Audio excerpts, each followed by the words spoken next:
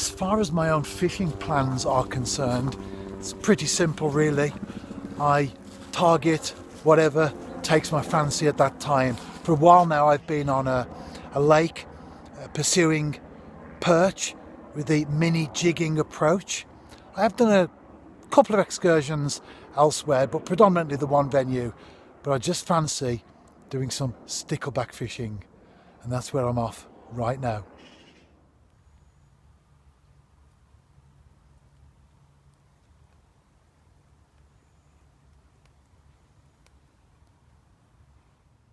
You've just seen the brook. It's a tiny little waterway, and because a branch has come down and has blocked the entire brook itself, minimal flow, the leaves that have been shed in recent days, perhaps a couple of weeks or so, have now gathered to form a mat right across the waterway itself. I'm going to drop a bait in just this side of the leaves that have formed, and no doubt there are some sticklebacks hiding underneath. That's the plan anyway. I know there are fish in here, so that's a good start. Let's go. I had a tiny one on first cast that came out as I lifted the bait from the water. Second drop in, well, I've caught that. As you can see, it's taken the hook, although I can get that out easily enough.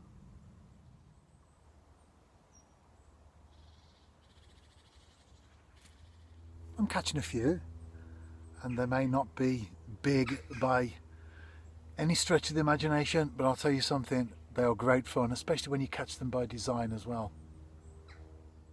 I'm fishing with my poacher's pocket. It's a really tight spot.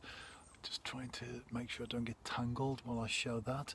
It's my poacher's pocket rod and reel set up. It's a telescopic rod. I have 4-pound line on the reel itself, but to all intents and purposes, because I've got a metre or so of 1 pound 6 ounce line afterwards, that's what I'm fishing with. I've got a small shot there that sinks down into the brook, and then that's a good 6-7 inches above it. I've got a size 18 Drennan Super Specialist hook and a maggot. And it might sound gruesome, but I nip the end off the maggot itself. It allows the juices to flow, and also you get a better grip on the stickleback when it takes, because it tastes and it doesn't want to let go.